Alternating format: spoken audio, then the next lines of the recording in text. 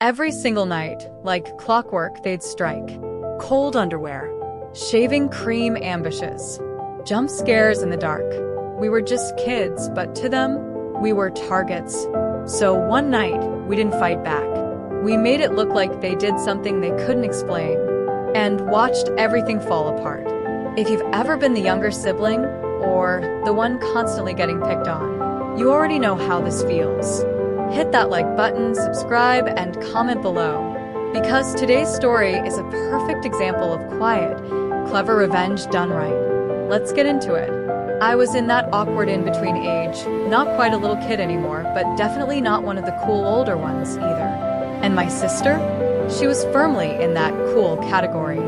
She had sleepovers, big ones, loud ones, the kind filled with laughter, inside jokes, and late-night chaos that I wasn't invited to. But my parents had a rule. Whenever my sister had her sleepovers, I was allowed to invite one friend over too. Just one. And every time, I picked my cousin. She wasn't just family, she was my safe zone. Same age, same energy, same understanding of what it felt like to be on the outside looking in. During the day, things were fine. We'd watch TV, snack on junk food, maybe join in a few harmless group activities.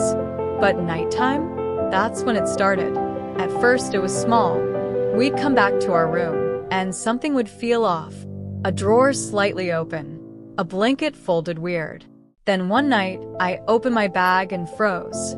My underwear was ice cold. I reached in again, confused, and felt it completely frozen. From the other room, I heard muffled giggles. They had put it in the freezer. That was just the beginning.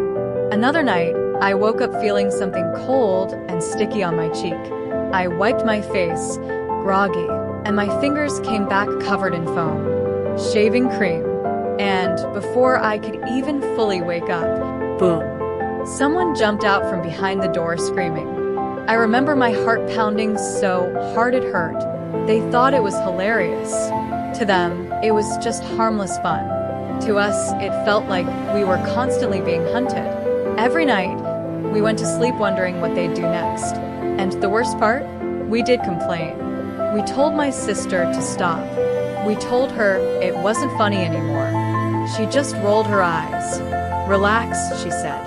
It's just a prank. That word, just. It made everything feel smaller, like our frustration didn't matter. But something changed that night. Maybe it was the exhaustion. Maybe it was the buildup of feeling powerless. But as we sat there, sipping soda way too late into the night, we looked at each other and realized something. We didn't have to stop them. We just had to outsmart them. So we made a plan. No yelling, no confronting, no revenge pranks. Something quieter, something smarter. We waited. We stayed up later than usual, forcing our eyes open, sipping sugary drinks just to stay awake. And one by one, the house went quiet. The laughter faded. The footsteps stopped. The older girls had finally fallen asleep. This was our moment. Slowly, carefully, we pulled out markers. Bright ones. Red, green, purple. I remember uncapping the first one and hesitating for a second. Are we really doing this? I whispered. My cousin just smiled. That was all I needed. We started with ourselves, carefully drawing across each other's faces. Lines, swirls, messy streaks. We didn't hold back. We made it look chaotic, like someone had gone wild while we were asleep. Then came the real genius. We added streaks to our pillows, just subtle enough, like someone's hand had slipped mid-prank. Every detail mattered. We weren't just making a mess. We were creating a story, a believable one where we were the victims again. Except this time, the consequences wouldn't disappear in the morning. When we were done, we looked ridiculous. Faces covered in ink, barely any skin visible. But we didn't laugh. We just climbed into bed and waited. Morning came slowly. I remember waking up and almost forgetting what we had done, until I saw my cousin's face. And then it hit me. Game on. It didn't take long. From the other room, what the? Footsteps. Loud ones. Then my sister's voice, sharp and confused. "Mom, Grandpa, come look at this." We walked out, pretending to be groggy, rubbing our eyes. And the moment they saw us, silence. Then shock. Our faces were covered. Completely. Not just a little doodle here and there. This looked deliberate, permanent, messy, impossible to ignore. My sister's face dropped. Because this wasn't like their usual pranks. This wasn't something that washed off easily. This crossed a line. And for the first time, they didn't look amused. They looked nervous. "What happened?" my grandpa asked. We shrugged. "I don't know, we were asleep." And just like that, the story we created started doing its work. Because who else could it be? Who else had a history of pranking us? Who else had been warned to stop?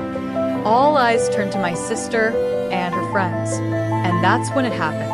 The moment that made everything worth it. My sister, clearly panicking, tried to defend herself. "But I didn't do anything," she said, her voice rising. My grandpa crossed his arms, calm, unmoved. And then he said the line I will never forget. "So, we're supposed to believe they did this to themselves?" Silence. You could practically hear the gears in her head grinding, trying to come up with something, anything, that would make sense. But there was nothing. No proof. No explanation. No way out. Because, for once, the situation looked exactly like every prank they had ever pulled. Except this time, they weren't laughing. They were in trouble. Real trouble. And us, we walked away completely clean. No punishment. No suspicion. Just two victims who finally got taken seriously. Sometimes, the most satisfying revenge isn't loud or obvious.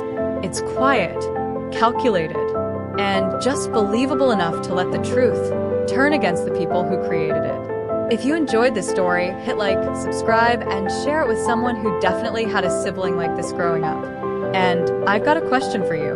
What's the smartest revenge you've ever seen or pulled off? Drop it in the comments. Because trust me, the best ones, they're always the ones no one can prove.